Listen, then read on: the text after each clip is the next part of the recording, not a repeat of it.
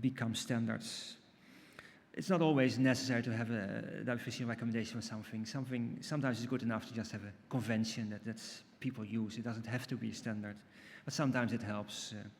For example, if there's governments involved, governments like to have to write in laws or other things that things have to conform to something, and then they have to refer to something that's more or less official.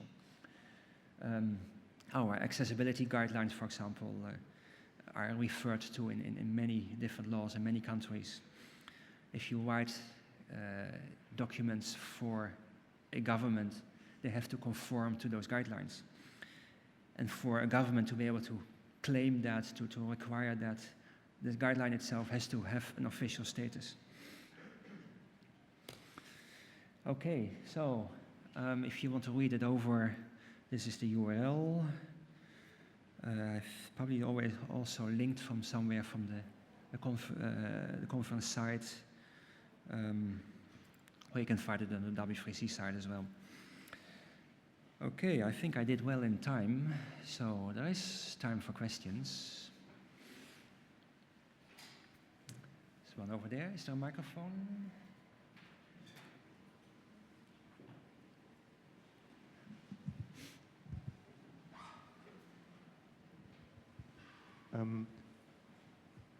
Yeah, it's working.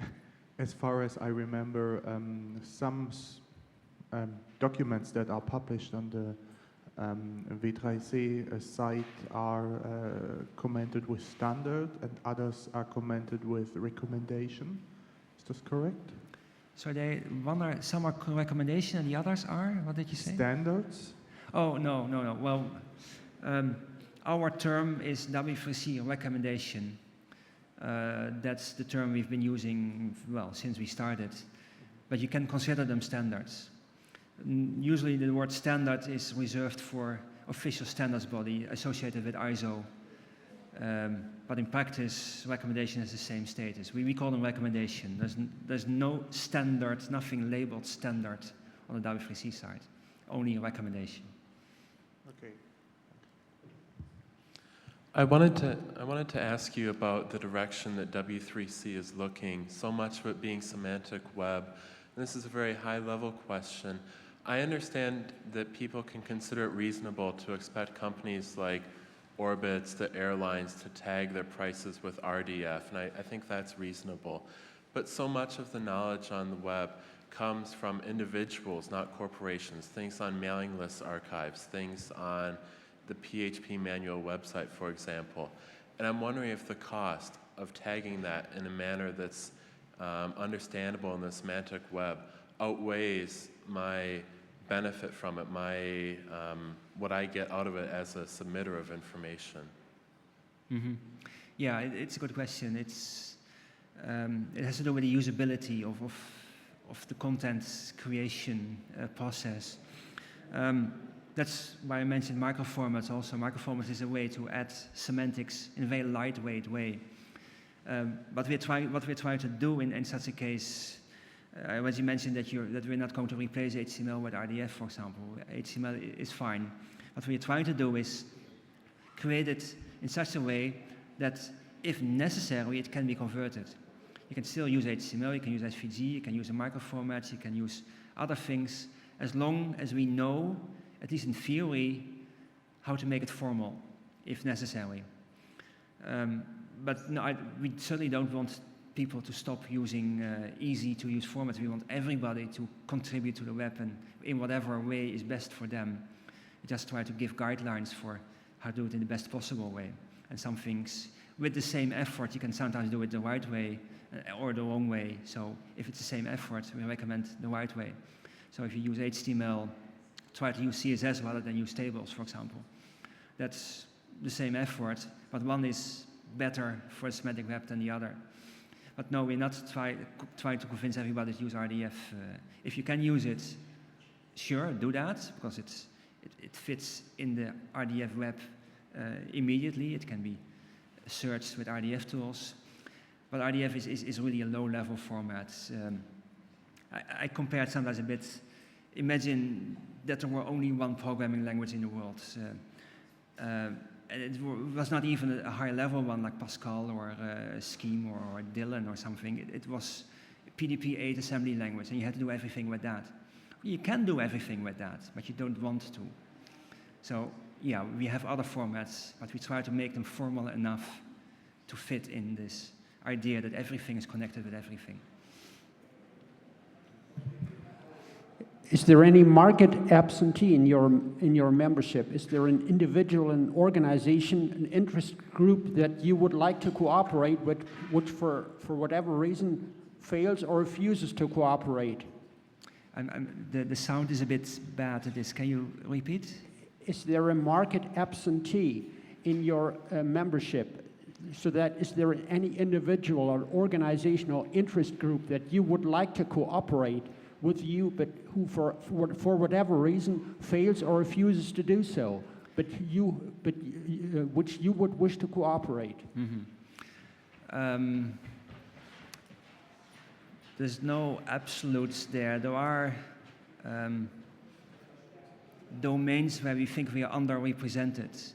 We have the software makers, the hardware makers, the telecommunications companies, we have research institutes, but what we don't have enough of is users. We have companies like Boeing and Texaco and etc. that don't develop software themselves, but are using our software and give us feedback from that respect. But we want more. We want the graphic designers. We want people that you apply our technology on a day-to-day basis and give us feedback and actually come into the working group and give us their viewpoint. We have them, but we want more of those. I think that's the main thing at the moment we think we are lacking.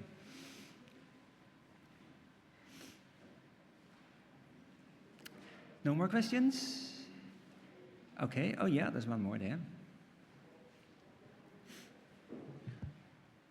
Perhaps you know the Java standard process, the Java community process, and in that process it is mandatory to have some working software that proves that the standard is programmable, doable, that it works.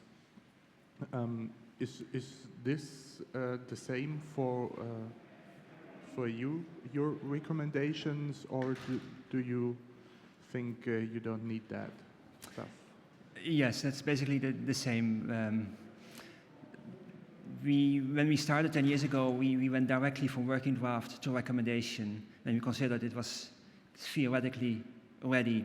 But later we inserted the candidate recommendation phase, which says, okay, the working group thinks it has done its work, but now we are waiting for implementations. So that in that stage we create test suites, test reports, and usually the requirement is we need to have 2 interoperable implementations, and when that has been shown to work, then we make it a recommendation. That's the normal process. There are exceptions for guidelines, for example. With the accessibility guidelines, it's hard to show that there are 2 interoperable implementations. But usually the guideline, or the rule of thumb is we need 2 interoperable implementations, yes. Can these implementations be closed source? Yes, but it must be different. Mozilla and Firefox are not different enough in that respect, but closed source implementations is possible. Yeah, if Internet Explorer implements something and whatever, Open Wave browser on a mobile phone, that is 2 implementations. We don't require open source implementations, no. Although we like them very much and we recommend people to use them, but no, we don't require them. Yeah, one more. What's your opinion on open access to standards? For example, you have to pay to read an ISO standard. Sorry, I didn't catch that. You have to pay to read an ISO standard, but you don't have to pay to read an w3c recommendation. So what's your opinion about that? Well, our opinion is that a standard can only be a standard if it's freely available. It doesn't make much sense if you have to pay a lot of money to get access to it. But, well, that is ISO's business model. They live from what they sell. We decided not to do that. We decided to live from membership fees and subsidies from government. So our standards are open and will always be open, available. And if w3c at one point doesn't exist anymore,